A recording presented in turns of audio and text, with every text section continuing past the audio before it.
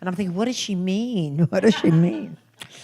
Anyway, but we had a cellar door. Does anybody know what a cellar door is? Yeah, that's how you got into the basement, where you kept the washer, the dryer, and the body. So, yeah, and we had a cellar door, and the way our cellar door worked, it was slanted. And I used to slide down it. And I love this visual. I had pigtails. And I would slide, I just loved it. I would slide down the cellar door with my pigtails flying in the air, the little ribbons, flashing.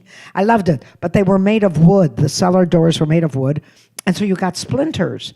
When you got splinters, you didn't go to your mother. You went to your father. And your father sterilized a needle with a match. Does anybody remember that? You do. Would you please tell me why that sterilized a needle? Yeah, because it was covered with carbon. Yeah, but that's what he did. And he would take out the splinters, and it hurt. So I said to my mother, that hurts. And she said, oh, just shut your eyes and think of England. So when we got married, we had a wedding night.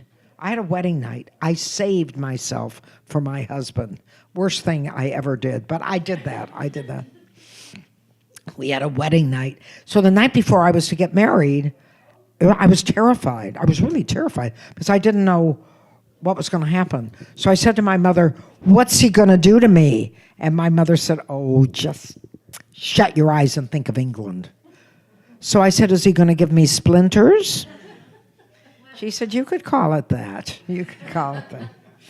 Anyway, when I look back, when I walk down Princess Street and I see the beautiful clothes, and I realize that nowadays, and you must see this, nowadays people dress for comfort. We didn't dress for comfort when I was young. We dressed to trap, women dressed to trap a man. Because we needed a man because they supported us. So our underwear was always absolutely ghastly contraptions to force our bodies into a shape that was fairly desirable and totally unrealistic. And I got a Victoria's Secret catalog the other day. Has anyone seen one of those? Victoria's Secret? Yeah, you've done everything. Yeah, good. Anyway, Victoria's Secret's catalog. And I looked at it and I thought, oh my God, this underwear was meant to be seen. Wasn't that way when I was young. No. Was it that way when you were young? No. My mother made me wear 6 layers of clothes under my clothes before she'd let me go out on dates. Yours too?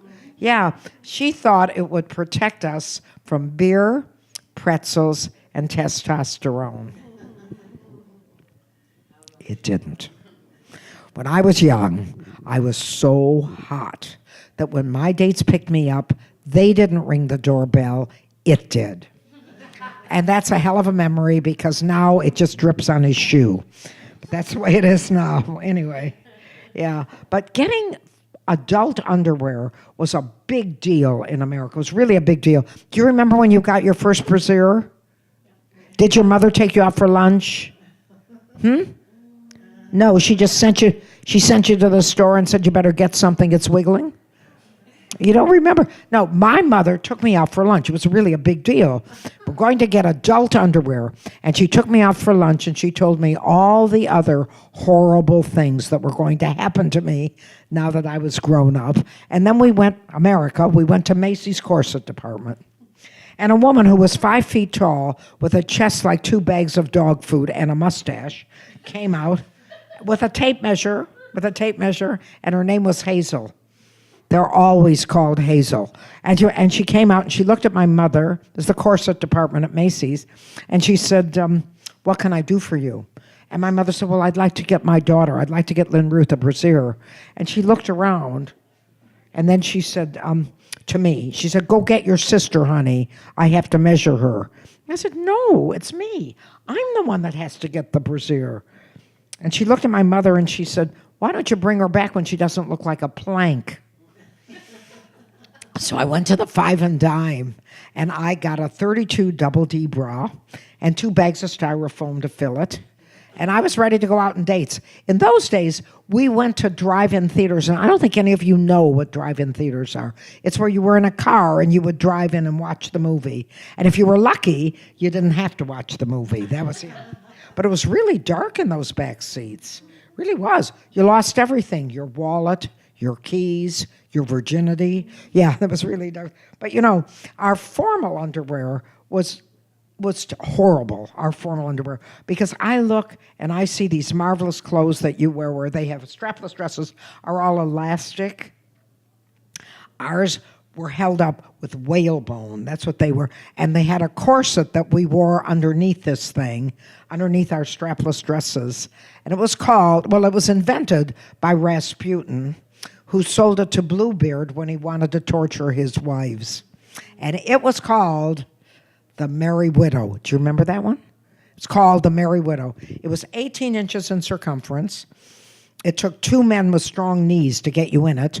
But when they did, it pulled your body fat from here up to here, and it gave you cleavage. Let's hear it for cleavage, please. Let's hear it. Yeah, thank you very much.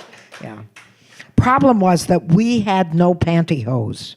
We wore stockings. So you had to attach this thing to your stockings. And if you had an hourglass figure, it was not a problem. But if you're shaped like me, I'm shaped like a tube. You hook onto the stockings, the entire contraption would go down to my knees. And my dates would say, "What's the matter, Lynn Ruth? Do you have to go to the bathroom?" I'd say, "No, I have a corset around my knees." So in order to keep up the corset and the strapless dress, I filled my bodice with my mother's bath powder mitts. Now, my mother was a Jewish princess. If you don't know what a Jewish princess is, that's someone whose jewelry is real and her orgasms are fake. That's a Jewish princess. And she has very, very expensive taste. So her perfume was very expensive. It was Shalimar, Arpege, and Chanel. Those were the bath powder mitts. And I would stuff them in my bodice to keep up my strapless dress.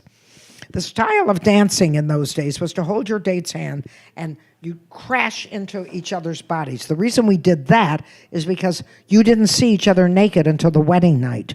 So the boys, if they wanted to take you out, would crash into you and sort of go like this to see if you were worth taking out a second time.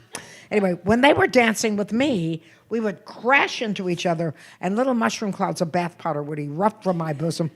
And my dates would say, "Gee, Lenny, you smell good." And I say, "Let's not talk about me. Let's talk about you and what you're going to do to earn a living," because we relied on them. Anyway, 16. 16 was, where are you from? You're from London, so it isn't the same here. But 16, well, and as America, I'm keep trying to find somebody from America or Canada, because 16 is a huge year in America.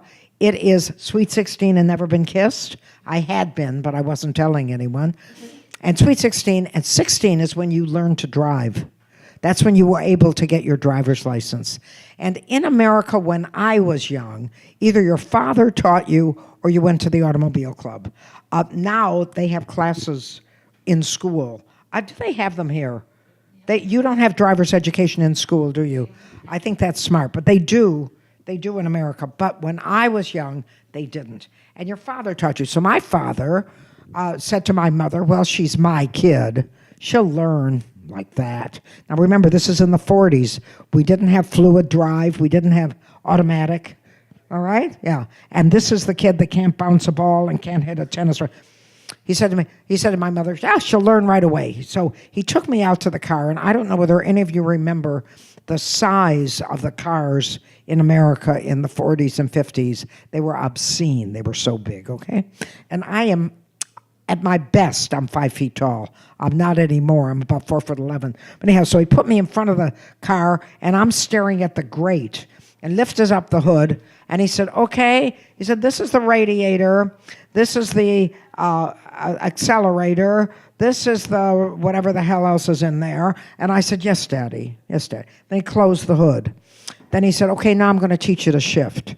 So I said, "Yes, Daddy." So he took me in the car, and he said, "This is first, this is second, this is third." I said, "Yes, Daddy." He said, "Now what I want you to do is put the key in the ignition, turn it to the right, and the motor will start and drive." So I said, "Yes, Daddy." So I stuck the key in, I turned it, and the motor roared. and I pushed down on the gas pedal, and I crashed through the closed garage door and landed at the back wall of the garage. And my father took what was left of me and what was left of him and the car keys into the house. And he said to my mother, "She takes after you, Ida. Take her to the automobile club." In those days, we learned to drive on Willys Jeeps. Willys Jeeps were used during my war. That's World War II, okay? They had great big tires with big thick treads, and the soldiers used them in the trenches. And when they were trying to escape, they would jump into these Willys Jeeps, they would turn on the motor, the mud would spatter, and they'd run away from the Germans, the Japanese, and the Italians, because that's who we hated then. We hated them.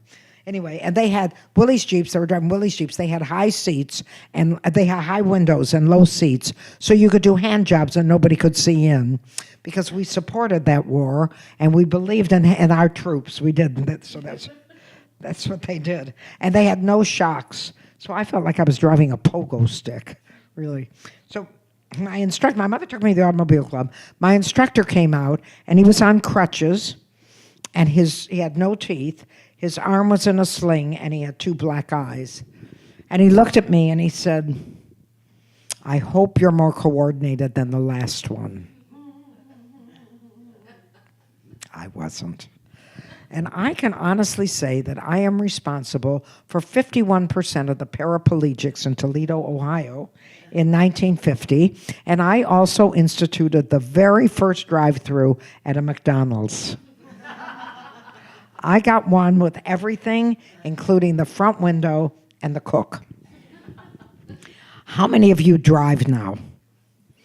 You drive now, okay. I am now 82 years old, and I drive like everyone my age. You've driven behind me. As soon as I get in the car, I put on the turn signal. You never know when you're going to have to make a right turn. And when I get on the motorway, I go 5 miles an hour. How else can you read the signs, right?